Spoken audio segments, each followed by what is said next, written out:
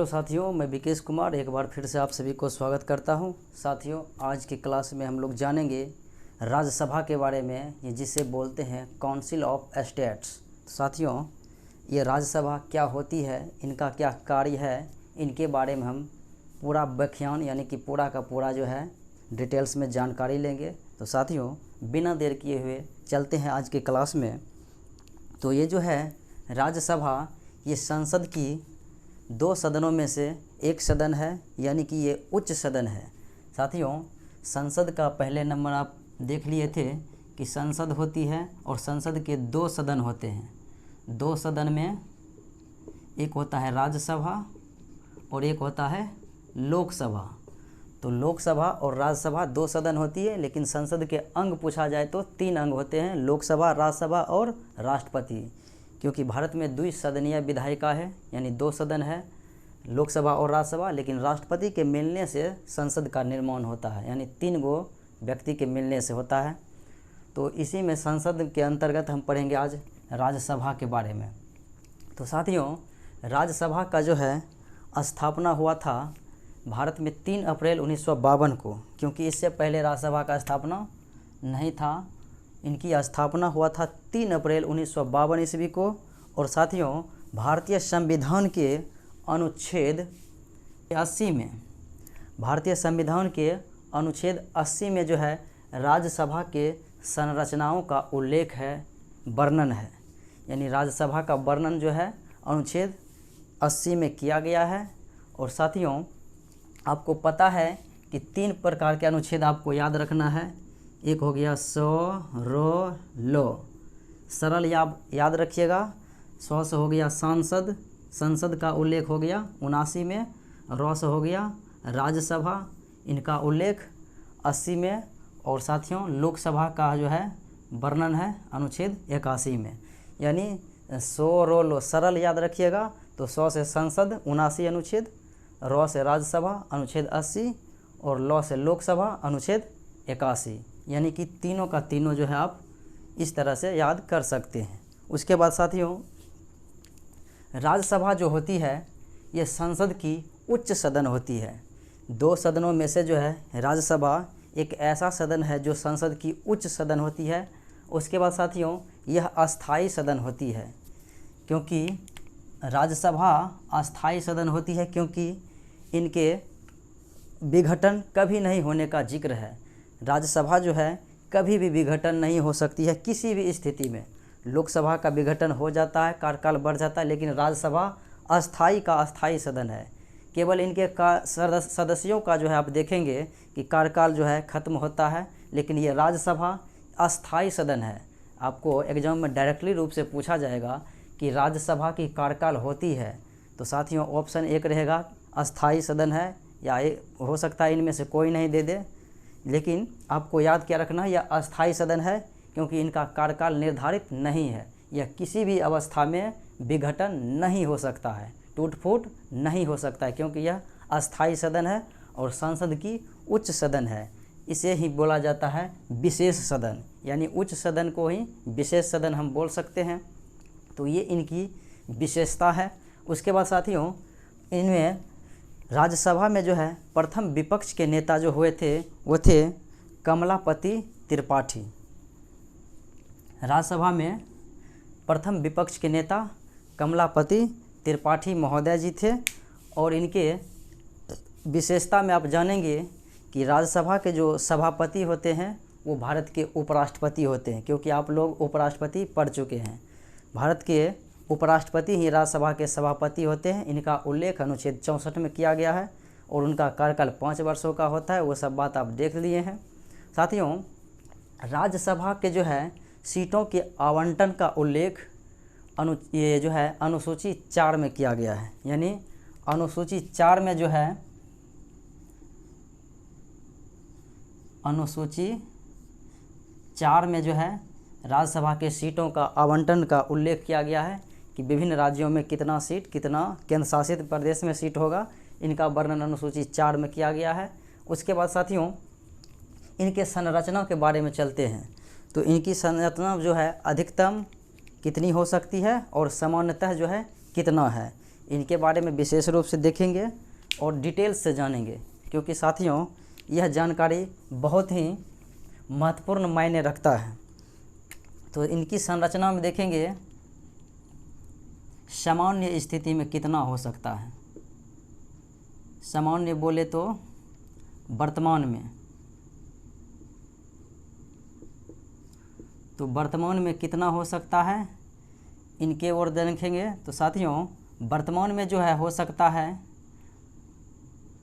यानी वर्तमान में कितना है, तो वर्तमान में है 245। राज्यसभा की सदस्यों की संख्या वर्तमान में 245 है। और 245 में साथियों ये जो है इनको हम दो तरह से समझेंगे। 245 में डिटेल से समझेंगे और दो तरह से। तो साथियों इसमें राज्य से भी आता है और केंद्र शासित प्रदेश से भी आता है। केंद्र शासित यानी जहाँ पर केंद्र का शासन चलता है तो हो गया केंद्र शासित। तो साथियों विभिन्न राज्यों से जो है राज्यसभा के सदस्य संख्या कितना आता है उनकी ओर देखते हैं। तो विभिन्न राज्यों से 229 सदस्य जो है चुनाव होके आते हैं।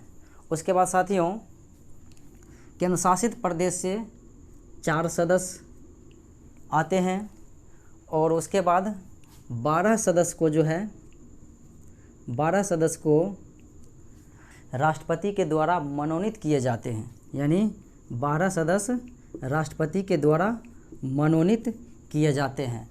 साथियों ध्यान दीजिए, 4 सदस्य केंद्र शासित प्रदेश से, जिसमें दिल्ली प्लस पुदुचेरी है। तो साथियों दिल्ली में जो है 3 है और पुदुचेरी में 1 है। तो हो गया 4 केंद्र शासित प्रदेश और विभिन्न राज्यों से 229। उसके बाद साथियों 12 सदस्य राष्ट्रपति के द्वारा मनोनीत किए जाते हैं। ऐसे सदस्य जो कला, साहित्य, ज्ञान, विज्ञान या खेल क्षेत्र में जो है ख्याति प्राप्त हो। कला, विज्ञान, साहित्य एवं खेल क्षेत्र में जो ख्याति प्राप्त व्यक्ति होते हैं उन्हें मनोनीत किए जाते हैं। उनमें से 12 सदस्यों को राज्यसभा के सदस्य के लिए राष्ट्रपति के द्वारा, यह अनुच्छेद 80 के 3 में कहा गया है। अनुच्छेद 80 के 3 में इनका वर्णन है कि 12 सदस्य जो है राष्ट्रपति द्वारा मनोनीत किए जाते हैं राज्यसभा में, जो कला, विज्ञान, साहित्य, खेल से आते हैं। तो साथियों 229, 4, 233 और 12, 45। 245 मेरा पुर गया। लेकिन साथियों ये जो है जम्मू और लद्दाख के पहले का घटना है। यानी जम्मू और लद्दाख के पहले जो था मेरे ओर से, यानी कि जम्मू और कश्मीर जब राज्य हुआ करता था तब का ये घटना है। तो साथियों अगर हम जम्मू को भी ले लेते हैं तो जम्मू प्लस लद्दाख, यानी जब जम्मू प्लस लद्दाख का जो है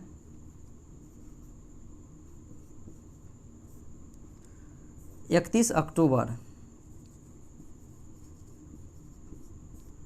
2019 को जब जम्मू और कश्मीर केंद्र शासित प्रदेश के रूप में टूटा, अलग हुआ, तो साथियों यह जो है जम्मू में राज्यसभा के सदस्यों की संख्या 4 दिया गया है। राज्यसभा की सदस्यों की संख्या जम्मू में 4 है और लद्दाख में 1 भी नहीं है। तो जम्मू में जो 4 सदस्य है लोकसभा ये राज्यसभा के, तो यही 4 सदस्य जो है राज्य से घटेगा और यहाँ पर केंद्र शासित प्रदेश में बढ़ेगा। तो साथियों देखिएगा जम्मू कश्मीर को लेने के बाद जो है कितना हो जाता है। तो जम्मू कश्मीर के बाद जो है सदस्यों की संख्या 245 को हम इस प्रकार से डिवाइड करते हैं 245 में। तो 245 में अब देखिएगा 12 सदस्य जो है मनोनीत किए जाएंगे कला, विज्ञान, साहित्य में राज्यसभा के सदस्य के तौर पर। यह तो फिक्स ही है, मनोनीत वाले व्यक्ति फिक्स है कि मनोनीत होगा ही होगा। उसके बाद साथियों यहाँ पर देखिए 4 सदस्य माइनस होगा जम्मू वाला, क्योंकि जम्मू अब केंद्र शासित प्रदेश हो गया। तो 4 माइनस होगा तो कितना हो जाएगा 229 में से 4 गया तो 225 और यही 4 यहाँ पर आके ऐड होगा तो कितना हो जाएगा ये 4 + 4 8। तो ये साथियों वर्तमान स्थिति है। वर्तमान में राज्यसभा की जो सदस्य संख्या है 245 जो इस प्रकार से है, यानी जम्मू में 4 सीट जो है राज्यसभा की वो इधर ऐड हुआ तो 228 केंद्र शासित प्रदेश से हो गया, केंद्र शासित प्रदेश से। और साथियों ये जो है 225 सदस्य ये विभिन्न राज्य से हैं, विभिन्न राज्यों से 225 और 8 सदस्य केंद्र शासित प्रदेश से हैं अभी वर्तमान में। और 12 सदस्य जो है मनोनीत किए जाते हैं राष्ट्रपति महोदय के द्वारा, ऐसे व्यक्ति जो कला विज्ञान साहित्य में ख्याति प्राप्त हो। उसके बाद साथियों चलते हैं अधिकतम कितना हो सकता है, तो अधिकतम कितना हो सकता है उनकी ओर चलते हैं। तो साथियों अधिकतम में देखते हैं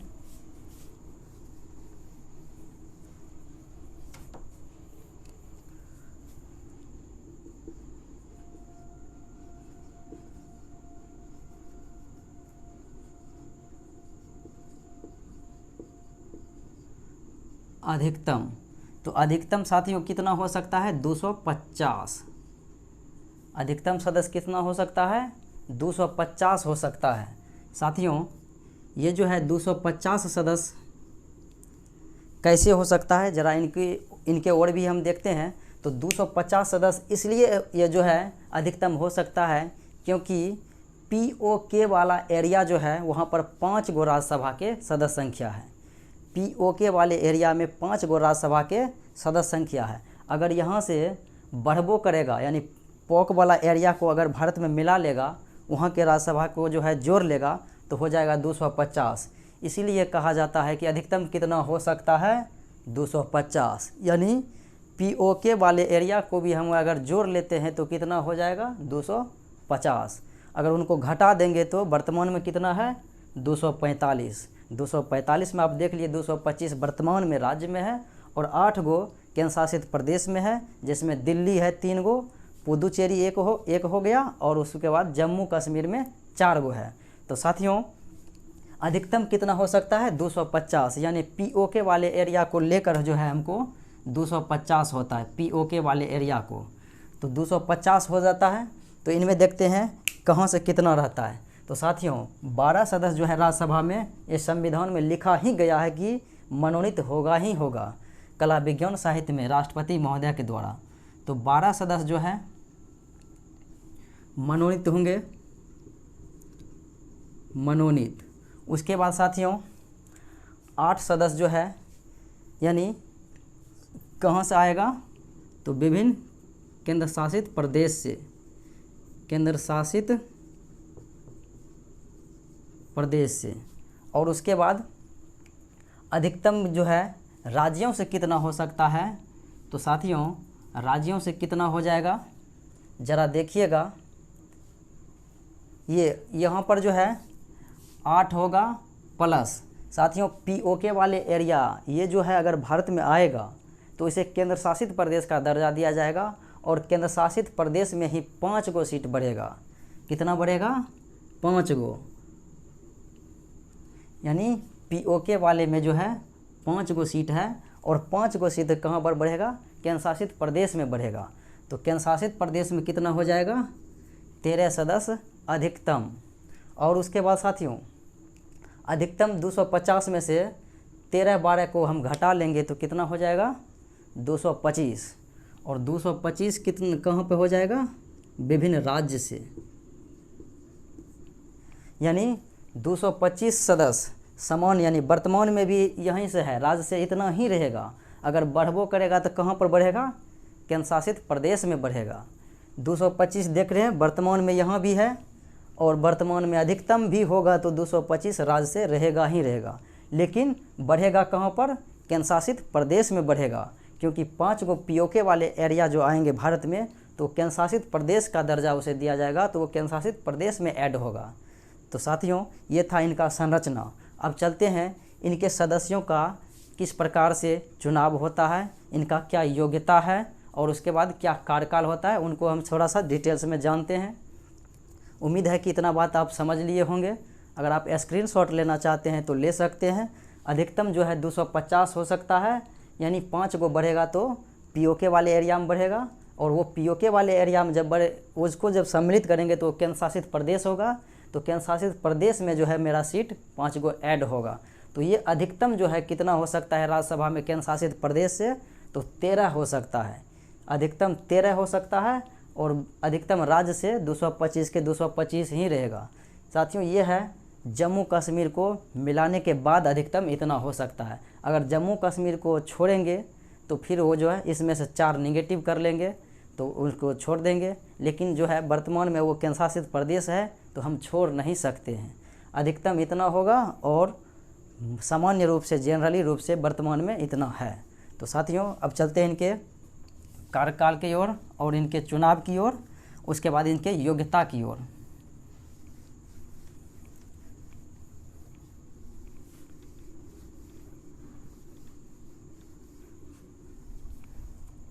अब देखिए इतना सेट तो हो गया। उसके बाद साथियों इनके बाद इनके चलते हैं योग्यता की ओर।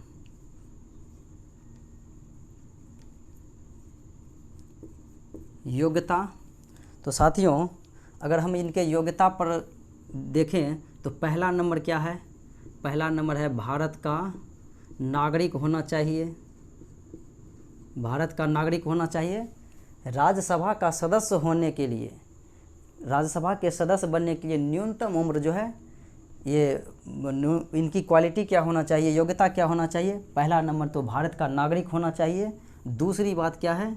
न्यूनतम उम्र, न्यूनतम उम्र जो है 30 वर्ष होना चाहिए और अधिकतम का सीमा ही नहीं है। आप नौकरी में हैं, सरकारी नौकरी में, तो आप रिटायर हो सकते हैं, लेकिन राजनीति में आप आए हैं तो आप रिटायर नहीं होंगे। आप ज़िंदगी के साथ भी और ज़िंदगी के बाद भी चुनाव लड़ते रहिएगा, ज़िंदगी के आखिरी सांस तक चुनाव लड़िएगा, क्योंकि न्यूनतम उम्र 30 वर्ष होना चाहिए और अधिकतम का कोई सीमा नहीं है। उसके बाद लाभ पद पर ना हो, लाभ पद पर ना हो। उसके बाद साथियों मानसिक रूप से स्वस्थ हो, मानसिक रूप से स्वस्थ हो, क्योंकि मानसिक रूप से स्वस्थ हो, मानसिकता उनकी ठीक ठाक हो और पागल दिवालिया ना हो। ये इनकी क्वालिटी है, योग्यता है राज्यसभा के सदस्य बनने के लिए। उसके बाद चलते हैं इनके चुनाव जो है किस प्रकार से होगा। तो साथियों राज्यसभा के जो है सदस्यों का चुनाव होता है अप्रत्यक्ष रूप से। राज्यसभा के सदस्यों का चुनाव होता है अप्रत्यक्ष रूप से। आपको पता है कि प्रत्यक्ष और अप्रत्यक्ष 2 प्रकार से चुनाव होता है। प्रत्यक्ष चुनाव में जो उम्मीदवार जनता द्वारा जीते जाते हैं वही उम्मीदवार जो है किसी न किसी व्यक्ति को जिताते हैं वोट देकर, तो हो गया अप्रत्यक्ष।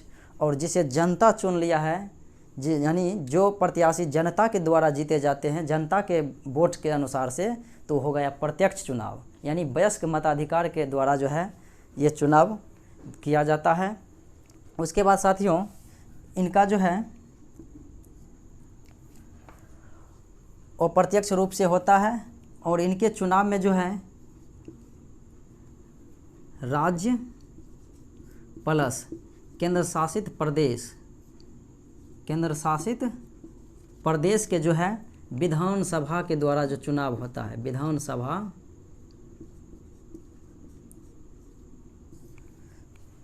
इनके चुनाव में कौन भाग लेते हैं? विधानसभा के सदस्य, यानी जिसे आप विधायक बनाते हैं जिन व्यक्ति को, वही व्यक्ति राज्यसभा के सदस्य में जो है चुनाव में वोट देते हैं, तो वो हो गया अप्रत्यक्ष, क्योंकि आप विधायक को जिताते हैं न कि राज्यसभा के सदस्य को। विधायक को वोट देते हैं और विधायक एमएलए होते हैं, जिसे कहते हैं मेंबर ऑफ लेजिस्लेटिव असेंबली, वो विधानसभा के सदस्य होते हैं विधायक, और वही विधायक राज्यसभा के सदस्य में चुनाव जो है अपना वोट डालते हैं और आप जो है केवल विधायक को जिताते हैं। तो यह हो गया इनका चुनाव। उसके बाद साथियों इनके सबसे पहले चलते हैं इनके जो है संरचना तो देख लिए साथियों। एक बात इनमें बचा हुआ था क्या कि राज्यसभा का जो है आवंटन किया गया था सीटों का, आपने देखा 245, तो वो कहाँ से था? तो ये जो साथियों किया गया था ये 1971 के जनसंख्या के आधार पर था, यानी राज्यसभा के सीटों का आवंटन जो किया गया था विभिन्न राज्य में, या जितना से निर्धारित किया गया था, ये उस समय के जनसंख्या के अनुपात में था। यानी 1971 ईस्वी में जो जनसंख्या था भारत के, उसी जनसंख्या के अनुसार जो है विभिन्न राज्यों में, केंद्र शासित प्रदेश में जो है सीटों का विभाजन कर दिया गया था, यानी कि बंटवारा कर दिया गया था।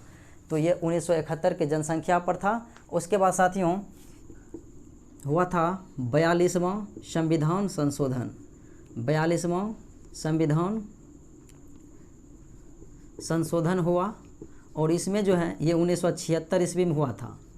42वां संविधान संशोधन 1976 ईस्वी में हुआ, और इसमें यह बात कह दिया गया कि विधान ये जो है राज्यसभा के सदस्यों की संख्या जितना निर्धारित है, जितना आवंटन किया गया है विभिन्न जगहों से, ये जो है 2000 ईस्वी तक यथावत रहेगा। 2000 ईस्वी तक यथावत रहेगा। यथावत यानी ना ही घटेगा और ना ही बढ़ेगा, यथावत रहेगा। कब तक? तो 2000 ईस्वी तक। उसके बाद साथियों 2000 ईस्वी तक तो ये निर्धारित कर दिया था 1976 ईस्वी में कि 2000 तक नहीं घटेगा नहीं बढ़ेगा। लेकिन हुआ क्या, 2000 के बाद तो घटना बढ़ना है। उसके बाद होता है 84वां संविधान संशोधन। उसके बाद हुआ 84वां संविधान संशोधन, और इस 84वां संविधान संशोधन ये हुआ था 2001 ईस्वी में। 2001 ईस्वी में हुआ, और इसमें यह बात कह दिया गया कि 2026 ईस्वी तक, 2026 ईस्वी तक जो है यही रहेगा, यथावत ही रहेगा। साथियों 84वां संविधान संशोधन 2001 ईस्वी में कह दिया कि जो है राज्यसभा के सदस्यों की संख्या जहां पर जितना बंटवारा कर दिया गया, आवंटन कर दिया गया, यानी 245 का 245 जो है उतना ही रहेगा। कब तक रहेगा? तो 2026 तक। 2026 ईस्वी तक जो है लोकसभा का भी उतना ही रहेगा, और राज्यसभा का भी इतना ही रहेगा, विधानसभा का भी इतना ही रहेगा। यह बात 84वां संविधान संशोधन 2001 ईस्वी में कहा गया कि 2026 तक जो है यथावत रहेगा, पूर्व के भांति, इसमें छेड़छाड़ नहीं होगा। चूँकि आप जो है एक राज्य से दूसरे राज्य अलग होते हैं, तो वहाँ पर जो है उनके लिए अलग से सीट व्यवस्था नहीं किया जाता है। राज्यसभा हो या विधानसभा हो या लोकसभा हो, इन्हीं सीटों में से जो है, यानी जिन राज्यों से वो अलग होते हैं उन्हीं राज्यों में से सीटों का बंटवारा कर लेते हैं, ना कि वो जो है ऊपर से उनके लिए सीट अलग से आता है। क्योंकि अगर पिता के ज़मीन में, अगर पिता के पास 2 कट्ठा ज़मीन है और इनमें 3 बेटे हैं, तो इन्हीं ज़मीन में जो है 3 बेटे हिस्सेदारी लेंगे। अगर चौथा को भी आप चाहते हैं सम्मिलित करने, तो यही 2 कट्ठा में जो है चौथा भी व्यक्ति आएगा, न कि ये जो है अलग से इनके लिए ज़मीन का प्रबंध किया जाएगा। वही बात है कि 245 है उतना ही रहेगा। अगर आप नए राज्य का निर्माण करते हैं, तो वो जिन राज्यों से जो है अलग होकर एक नया राज्य बनेगा, तो उन्हीं राज्यों से सीट बांटकर उनमें डाल दिया जाएगा। ऐसा बात होता है, ना कि उनके लिए अलग से सीट दिया जाता है। तो उम्मीद है कि साथियों इन बातों को आपने समझ रखा होगा। और चलते हैं, इनके बाद इनका चुनाव तो हो गया, और इनके कार्यकाल की ओर चलते हैं। योग्यता भी आप देख लिए। तो साथियों इनका जो है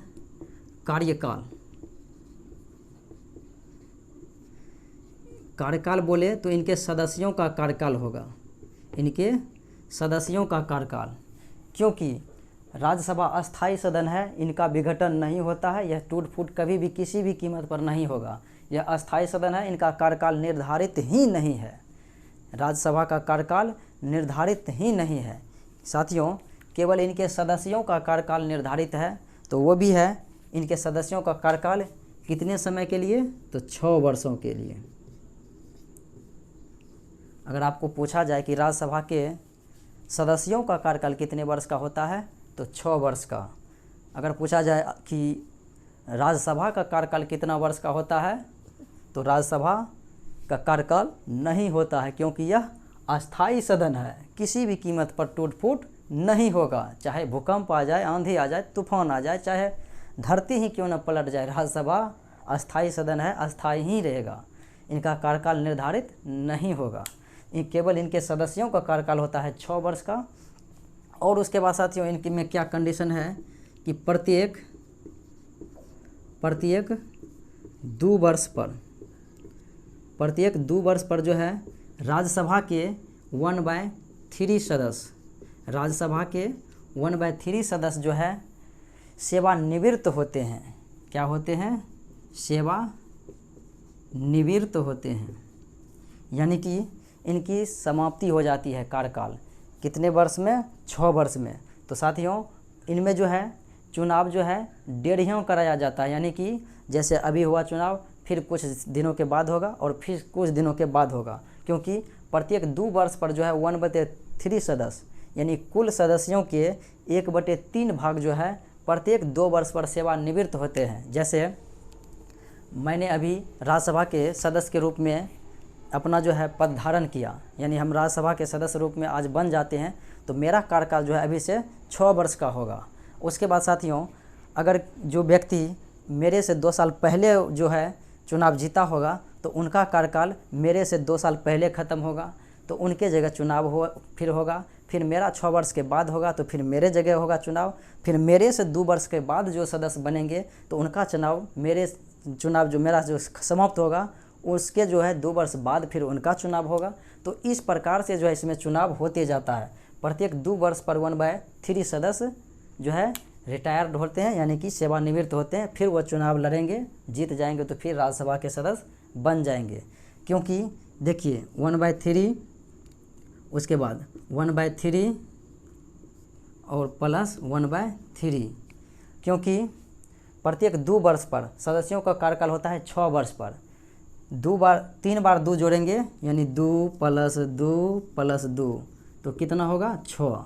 तो इसीलिए तो प्रत्येक 2 वर्ष पर 1/3 सदस्य जो है सेवानिवृत्त होते हैं, तो 1/3, 1/3 और 1/3 बराबर लॉस आया 3, नीचे में भाग देंगे 3 से तो 1, भाग देंगे 3 से तो 1 और भाग देंगे 3 से तो 1, तो ऊपर में आ गया मेरा 3/3 बराबर 1।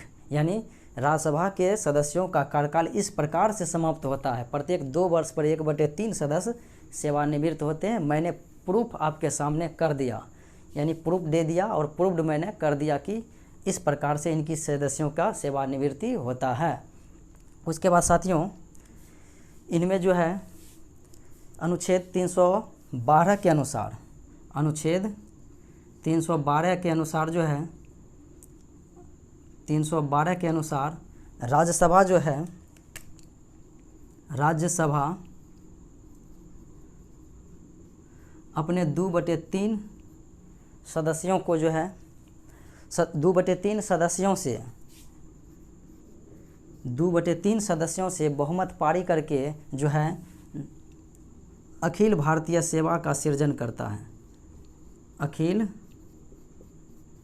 भारतीय सेवा का सृजन, यानी राज्यसभा जो है 2/3 सदस्यों से बहुमत पारी करके अखिल भारतीय सेवाओं का सृजन करता है। यह अनुच्छेद 312 में दर्शाया गया है एकदम डिटेल्स रूप से। तो साथियों उम्मीद है कि इन बातों को आपने बेहतरीन तरीके से समझ रखा होगा। उसके बाद इनमें जो है आपने इन सारे तथ्यों को बहुत ही गहराई से जान लिए, क्योंकि मैंने जम्मू कश्मीर को जो है अलग से उनको जब स्थापित किया केंद्र शासित प्रदेश के रूप में, तो उनको भी ऐड करके आपको मैंने प्रूफ कर दिया, क्योंकि ये सारे डिटेल्स जो है बहुत कम ही जगह प्राप्त किया मैंने बहुत कम ही जगह आपको डिटेल्स जो है मिल पाते हैं। इसलिए मैंने हूबहू जिस प्रकार से जैसा व्यवस्था किया गया है उस प्रकार से उस अंदाज में समझाने का प्रयास किया। उसके बाद साथियों राज्यसभा को जो है केवल 14 दिन के लिए धन विधेयक पर जो है सहमति देने के लिए समय दिया जाता है। सहमति दो तब भी ठीक है और सहमति न दो तब भी ठीक है, क्योंकि धन विधेयक केवल लोकसभा में पारित किए जाते हैं और धन विधेयक है कि नहीं है, यानी कोई बिल यानी कोई भी विधेयक धन विधेयक है या नहीं, धन का मामला है कि नहीं, वो निर्णय लोकसभा के अध्यक्ष करते हैं और लोकसभा सभा में पारित होता है। केवल राज्यसभा को 14 दिन के लिए समय दिया जाता है कि देखिए ये ठीक है कि नहीं है, ठीक है तो भी चलेगा, नहीं है तो भी चलेगा, क्योंकि वो जो है लोकसभा का मामला है, केवल 14 दिन आप रोक कर रख सकते हैं, अधिकतम 14 दिन आप रोक कर रख सकते हैं। रोक कर रखिएगा तो भी वो बिल पास होगा और नहीं रखिएगा तो भी पास होगा, केवल आपको देखने के लिए दिया जाता है। तो साथियों, आज का सेशन यहीं पे समाप्त होता है। मुझे उम्मीद है कि आपको यह क्लास बहुत अच्छा लगा होगा।